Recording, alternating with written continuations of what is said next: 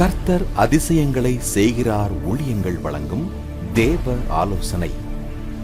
நல்லா கேளுங்க. சில நேரங்களில் நாம் கர்த்தருடைய பிள்ளைகளாய் நிற்கும்போது சில காரியங்களை மேற்கொள்வதற்கு தேவன் நமக்கு தைரியத்தை ஊட்டுவார். இதை தாண்ட வேண்டும், ஜெயிக்க வேண்டும், இதை ஏதாவது ஒரு முடிவுக்கு கொண்டு வர வேண்டும், அல்லது யாரை வச்சு பேச வேண்டும் என்ற எண்ணம் வரும். சில நேரங்களில் ஒரு இடத்தை சுதந்திரிக்கணும், அல்லது ஒரு வீட்டை கட்டணும், அல்லது ஒரு காம்பவுண்டு பிரச்சனை முடிவுக்கு கொண்டு வரணும். அப்படி நம்ம சில ஸ்டெப் எடுக்க வேண்டிய நிலைகள் வரும்போது எல்லாருமே நம்ம என்கரேஜ் பண்ண மாட்டாங்க. மேக்சிமம் நம்மை சுற்றி இருக்கிற நம்ம டிஸ்கரேஜ் பண்ணுவாங்க. ஏய் ஜாக்கிரதை, நம்ம உடனே தடுமாறுவோம். ஆனால் அது செய்ய வேண்டிய காரியமாக இருக்கும், அது கதையை முடிக்க வேண்டிய காரியமாக இருக்கும், அது ஒரு முக்கியமான காரியமாக இருக்கும். அதை வளர விடக்கூடாது, அதை தடுத்து நிறுத்தி இருக்க வேண்டும், நாம் இணைந்து நின்றிருக்க வேண்டும், அதில் செயலாற்றப்பட்டிருக்க வேண்டும். ஆனால் செயல்படுவதற்கோ நம்முடைய குடும்பத்துக்குள் இந்த ஆதரவு வராது. அப்படி இருக்கிறீர்களா? இப்போ பாருங்க, அதில் 1 சாமுவேல் 17வது அதிகாரத்தில் 20வது வசனத்தில் தொடர்ச்சியாக 26 வரையிலும் வாசிக்கும்போது, தாவீது அதிகாலையில் எழுந்து ஆடுகளை காவலாளி வசமாய் விட்டு ஈசாய் தனக்கு கற்பித்தபடியே எடுத்துக்கொண்டு போய் ரதங்கள் இருக்கிற இடத்திலே வந்தான். சேனைகள் அணிவகுத்து நின்று யுத்தத்திற்கு ஆர்ப்பரித்தார்கள். இஸ்ரவேலரும் பெலிஸ்தரும் ஒருவருக்கு எதிராக ஒருவர் அணிவகுத்து கொண்டிருந்தார்கள். அப்பொழுது தாவீது தான் கொண்டு வந்தவைகளை இறக்கி ரஸ்துகளை காக்கிறோன் வசமாய் வைத்துவிட்டு சேனைக்குள் ஓடி தன் சகோதரை பார்த்து சுகமாய் இருக்கிறீர்களா என்று கேட்டான். அவன் இவர்களோடு பேசி கொண்டிருக்கையில் இதோ காத்தூரானாக்கிய கோலியாத் என்னும் பேரில் அந்த பெலிஸ்த வீரன் வழக்கத்தின்படி அங்கே வரான். சேனைகளிலிருந்து எழும்பி வந்து நின்று முன் சொன்ன வார்த்தைகளையே சொன்னான். அதை தாவீது கேட்டான். முன் சொன்ன வார்த்தைன்னா, ஒருத்த வாங்க சண்டை போடுவோம், அவன் ஜெயிச்சா நாங்கள் உங்களுக்கு வேலைக்காரன், நான் ஜெயிச்சா நீங்கள் எங்களுக்கு வேலைக்காரங்க. இதை தாவீது கேட்டான். தாவீது இங்கு எதற்கு வந்தான்? தன் சகோதரர்கள் அந்த இஸ்ரவேல் இராணுவத்திலே பணிபுரிகிறார்கள். தகப்பன் கொஞ்சம் பொருட்களை கொடுத்து போய் பார்த்து விசாரித்து விட்டு வான்னு சொன்னதால அந்த யுத்த களத்துக்கு அங்கே வருகிறான். இவன் வந்து நிற்கும்போது 2 பக்கமும் இராணுவம் அணிவகுக்கிறது. எதிராக கோலியாத் நின்று அங்கே பேசுகிறான். இதை தாவீது கேட்டான், பார்த்தான். அடுத்த வசனம் சொல்லுகிறது, இஸ்ரவேலில் எல்லாரும் அந்த மனுஷனை காணும்போது மிகவும் பயப்பட்டவன் முகத்து விலகி ஓடிப்பார்கள், ஓடி போனார்கள். எல்லாரும் விலகிட்டாங்க. அந்நேரத்தில் இஸ்ரவேலர் வந்து நிற்கிற அந்த மனுஷனை கண்டீர்கள், அவங்களுக்குள்ள மாறி மாறி பேசியாங்க. இஸ்ரவேலை நிந்திக்க வந்து நிற்கிறான். இவனை கொல்லுகிறவன் எவனோ அவனை ராஜா மிகவும் ஐஸ்வர்யவனாக்கி அவனுக்கு தம்முடைய குமாரத்தை தந்து அவன் தகப்பன் வீட்டாருக்கு இஸ்ரவேலிலே சர்வமானியம் கொடுப்பார் என்றார்கள். அங்கே ஏற்கனவே ராஜா சொல்லியிருந்தார், இவனை எவனாவது கொல்றதுக்கு முடிஞ்சால் கொல்லுங்க, நான் உங்களுக்கு என்னன்னாலும் உங்களுக்கு நான் கொடுப்பேன், என் மகளையே உங்களுக்கு கல்யாணம் பண்ணி கொடுப்பேன், உங்கள் குடும்பத்தையும் நான் உயர்ந்த இடத்துக்கு கொண்டு வந்து சொல்லி இதை அவங்க பேசுகிறாங்க. அப்பொழுது தாவீது தன்னண்டையில் நிற்கிறவளை பார்த்து, இந்த பெலிஸ்தனை கொன்று இஸ்ரவேலுக்கு என்கிட்ட நிந்தை நீக்கிறவனுக்கு என்ன செய்யப்படும்? ஜீவனுள்ள தேவனுடைய சேனை நிந்திக்கிறதுக்கு விருத்த சேனையில் இந்த பெலிஸ்தன் ஏமாத்திர என்றான். இவனுக்குள்ள ஒரு கொதிப்பு வருது அந்த வார்த்தையில் கேட்கும்போது. நம்ம போய் இவனை கை போட்டால் என்ன? எல்லாரும் பயப்படுறாங்க. இவன் விசாரித்து கிளியர் பண்ணி அவனை முடிச்சிடணும் உள்ள எண்ணத்துக்கு வாரான். நல்லா புரிந்து கொள்ளுங்க. ஆனால் பயப்படத்தக்கதான செயல் உண்டானது. அது எல்லாம் தாவீது தாண்டினார். முதலாவது தன் சகோதரன் மூலம். பாருங்க, 1 சாமுவேல் 17வது அதிகாரம் 27, 28 வசனங்களை வாசிக்கும் போது அதற்கு ஜனங்கள் அவனை கொல்லுகிறவனுக்கு இன்னென்னப்படி செய்யப்படும் என்று முன் சொன்ன வார்த்தைகளை அவனுக்கு சொன்னார்கள். அந்த மனுஷரோடே அவன் பேசி கொண்டிருக்கிறதை அவன் மூத்த சகோதரனாகிய எலியாப் கேட்டபோது, ஏன்னா இராணுவத்தில் சகோதரன் இருக்கிறான், அவன் கேட்டபோது அவன் தாவீதின் மேல் கோபம் கொண்டு, நீ இங்கே வந்தது என்ன? வனாந்தரத்தில் வந்தா கொஞ்சம் ஆடுகளை நீ யார் வசத்தில் விட்டாய்? யுத்தத்தை பார்க்க அல்லவா வந்தாய்? உன் துணிகரத்தை உன் இருதயத்தின் அகங்காரத்தை நான் அறிவேன் என்றான். அப்படின்னு என்ன சொல்லியிருப்பான்? வசந்த சுருக்கம் எழுதி இருக்கு. இங்க பாருடா, வந்த உன் வேலையை பார்த்துட்டு போ, நீ அவனை எதை அடிக்கணும் கங்கணம் கேட்டாத, எனக்கு கொஞ்சம் உனக்கு துணிகரம் உண்டு, எனக்கு தெரியும், நீ கொஞ்சம் அகங்காரம் உள்ளவன், திடீர்னு அடிபணிஞ்சு போக மாட்டா சில இடங்களில் பிரச்சனை வரும்போது. ஆனால் என்ன இருந்தாலும் அவன்கிட்ட ஒன்றால் மோத முடியாது. நாங்கள் ட்ரைனிங் எடுத்த இராணுவ வீரர்கள், ஒரு படையில் இருக்கிறோம், எங்களாலேயே அவன்கிட்ட போய் மோத முடியலை, அவன்கிட்ட போய் மோத முடியலை. நீ ஆடு மேய்ச்சிட்டு இருக்க வேண்டாம், உன்னால் எப்படி மோத முடியும்?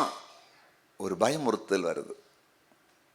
முதல் பயமுறுத்துதல் குடும்பத்துக்குள்ள இருந்து. சில குடும்ப தலைவர்கள் தன்னுடைய ஃபேமிலியுடைய விஸ்தாரத்துக்காக, பிஸ்னஸுடைய எல்கை பெரிதாக்கத்திற்காக, அலுவலகத்தின் பெரிதாக்கத்திற்காக, தன்னுடைய பிள்ளைகளுடைய காரியத்திற்காக, அவங்களுடைய ஞானத்தின்படி, அறிவின்படி, கர்த்தர் அவங்களை நடத்தபடி சில ஸ்டெப் எடுக்க முயற்சித்தால் சில குடும்ப தலைவிகள் தட்டி கீழே போடுகிறார்களா? சில குடும்ப தலைவிகள் சில காரியத்தை முயற்சி எடுக்கும் பொழுது சில குடும்ப தலைவர்கள் அதை தட்டி கீழே போடுகிறார்களா? எனக்கு ஒரு குடும்பத்தை தெரியும். ஒரு தடவை ஒரு லேண்ட் அவங்களுக்கு விலைக்கு வந்தது. அன்றைக்கு அவங்களுக்கு அந்த வாங்குறதுக்கு வாய்ப்பு இருந்துச்சு. அந்த குடும்ப தலைவருக்கு வாங்குறதுக்கு ரொம்ப ஆசை. ஏன்னா அதுக்கேற்ற கொஞ்சம் பணம் கையில் உண்டு, ஜுவல்ஸ் உண்டு. சரி, நம்ம வீட்டு பக்கத்தில் ரோட் சைடில் வாங்கி போட்டால் ஃபியூச்சரில் பயனாக இருக்குமேன்னு. மனைவி ஒரே வார்த்தையில், என்ன விலை கேட்குறாங்க? இத்தனை ரூபாய். அது விலை அதிகம், வேற வேலையில் அவங்களுக்கு. ஒரே வார்த்தை.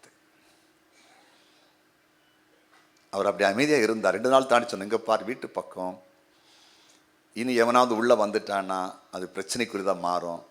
நமக்கு பிள்ளைங்க இருக்காங்க, வெளியேந்து ஒருத்தன் வந்துட்டான், ஒரு ரவுடி ஒருத்தன் வந்துட்டான், ஒரு ஏமாத்துக்காரன் வந்துட்டான், நமக்கு இதில் பிரச்சனை வரும். நமக்கு சோர்ஸ் இருக்குது, ஃபியூச்சரில் விற்றா கூட நல்ல விலை கிடைக்கும், அது விற்றா விலைக்கு போக வேண்டிய இடம். சொல்லிட்டேன்ல, நகைன்ற கேட்ட பார்த்து கொண்டு போடு. அவ்வளோதான். அதை மீறி அவரால் ஒன்றும் பண்ண முடியாது. ஆனால் மனைவியுடைய ஒத்துழைப்பு அந்த இடத்துல அவசியமானது, கிடைக்கல, விட்டுட்டார். ஆனால் அவருக்கு மனசுக்குள்ளே இருந்துகிட்டே இருந்து வாங்கியிருக்கணும். ஆண்டவர் பேசிகிட்டே இருக்கார் இதயத்தில். வேறு ஆட்கள் கையில் போச்சுது. அப்புறம் சுற்றி ஒரு காலத்தில் கொஞ்சம் இடங்கள் அவருக்கு வந்தது. அந்த இடம் மட்டும் உள்ளே மாட்டினது. அந்த ஒரு ஆள்னால ரொம்ப வேதனைகள். அவருடைய தரிசனத்தை, அவனுடைய பிசினஸின் எல்கையை பெரிதாக்குவதற்கு அது ஒரு முள்ளாகவே மாறினது. பல 15-20 வருஷம் தாண்டி தான் மனைவி உணர்ந்துச்சு. அன்னைக்கு நம்ம அதை தடுத்துருக்க கூடாது. இன்னைக்கு என்ன விலை, இன்னைக்கு எவ்வளோ மார்க்கெட், என் புருஷன் எடுக்கிற சில ஸ்டெப் ரொம்ப நல்லா இருக்கும், குறுக்க நின்றுட்டேனே. ரொம்ப கவனமாக இருக்கணும். அதனால தான் ஒரு பதில் சொல்லும்போது கூட, ஒரு பிரயத்தனம் சொல்லும்போது யோசிச்சு பண்ணணும்.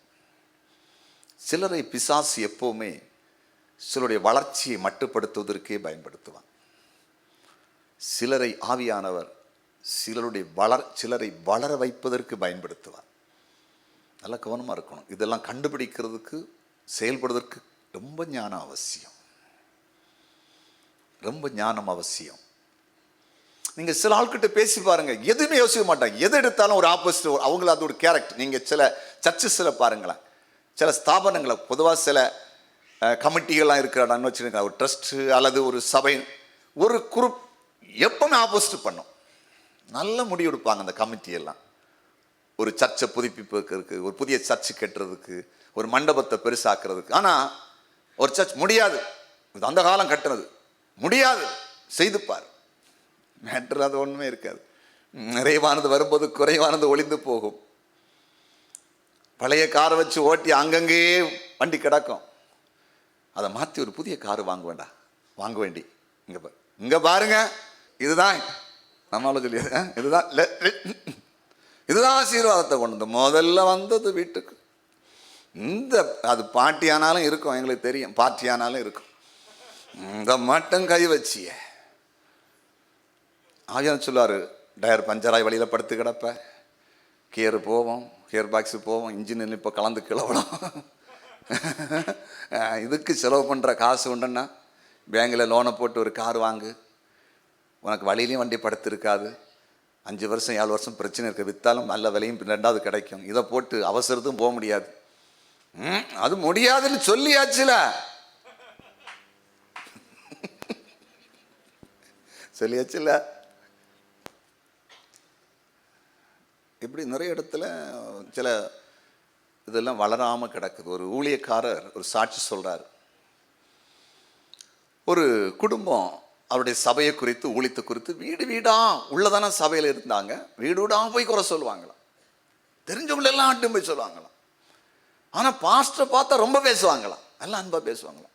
இவரால் நம்பவே முடியல இந்த ஃபேமிலி இப்படி சொல்லணும். ஆனால் நிறைய ஆதாரங்கள் அவருக்கு கிடைத்தது. ஒரு நாள் கூப்பிட்டாராம், வீட்டுக்கு வாங்கன்னு சொல்லி அந்த ஃபேமிலி, அந்த சிஸ்டரையும் குடும்பத்தையும் வீட்டுக்கு வந்தாங்களாம். இப்படி வீடு வீடாக போய் சொல்கிறீங்களே, என்ன நீங்கள் பார்த்தீங்க, என்ன கண்டீங்க, என்ன அறிஞ்சிங்க? அமைதியாக இருந்தது, எழும்புச்சுதான், பயங்கர கோபமாக பேசு. அப்படி இப்படி நான் அமைதியாக இருக்கணும்னு நினச்சிட்டு இருக்குதியா பாரு, நான் இந்த சர்ச்சில் நீ இருக்க மாட்டேன், போகிறேன், அவ்வளோதான். போயிட்டு தான் அந்த பாஸ்டர் சொல்லாரு, அவன் நம்பவே முடியல. அது என்னைக்கு வெளியே போச்சோ அது போன வாரத்திலேயே 4 புதிய ஃபேமிலி உள்ள வந்துதான். அடுத்தது இன்னும் 4 ஃபேமிலி வந்துச்சான். சபை வளர்ச்சிக்கு மேல் வளர்ச்சி, விரிவாக்கம், 4 புதிய சபைகள். என்னைக்கு அது வெளியே போச்சோ அதோட கதை முடிஞ்சது. 7 வருஷம் அந்த சபையை விரிவாக்கப்படாம இந்த ஒரு பொம்பளையும் ஒரு காரணம் இல்லாம ஒவ்வொரு வீடு வீடா போய் இல்லாதெல்லாம் பேசுமா. பார்த்தீங்களா எவ்வளவு காரியங்கள். 1 போச்சு 9 வந்தது. சிலதெல்லாம் போனால் தான் விரிவாகும். அது சபை மட்டும் இல்லை, சில ஸ்தாபனங்கள், சில இடங்கள் எல்லாம், சிலது களைகள் போனோம். ஒரு களை பிடுங்கப்பட்டால் 4 செடி வளரும். பிடுங்க பயப்படக்கூடாது, ஆனால் கவனமாக பிடுங்கணும். களையை வளர விட்டு பிடுங்கினா மற்றதுக்கு வேறையும் பிடுங்கிடும். கவனமாக பிடுங்கி எறியணும். எரிஞ்சாச்சுன்னா அந்த செடி செடி சூப்பராக வளரும். சில களைகள் சில செடிகளை வளர விடாது. அதுதான் இங்கே சொல்கிறான் தாவீதை பார்த்து, ஏய் நீ என்ன நல்லா கொஞ்சம் சூப்பர் ஆளுடா, நீ அடிப்ப, தம்பி போய் அடிடான்னு சொல்லி என்கரேஜ் பண்ணாம சொல்கிறான். நீ அகங்காரம் உள்ளவன், துணிகரம் உள்ளவன் எல்லாம் சொல்கிறான். ஆனால் கோவப்படுறான். தம்பி எங்களால் முடியாதா, உன்னை பற்றி எங்களுக்கு தெரியும், நீ ஒன்று நம்பிக்கை, தெய்வ நம்பிக்கை எல்லாம் தெரியும், அடிடா, நாங்கள் பின்னால் நிற்கணும்னு சொல்லி கொடுக்காம. இது அப்படிப்பட்ட இடம் இல்லை, சத்துரு வீழ்த்த வேண்டிய இடம் இல்லை. இன்னைக்கு சிலர் ஆண்டவர் பேசுறாரு. நான் எத்தனை காரியத்தை தடுத்த நபர், வளர்ச்சியை தடுத்த ஆளு. எத்தனை இடத்துல நான் சில காரியத்தை நெக்லெக்ட் பண்ணிட்டேன். என்னைக்கு நாங்கள் வளர்ந்துருக்க வேண்டியவங்க. என் புருஷனுடைய தரிசனத்தை நான் குறுக்க நின்றுட்டேன். என் மனைவியுடைய ஆலோசனைக்கு நான் கீழ்ப்படியாமல் போயிட்டேன்.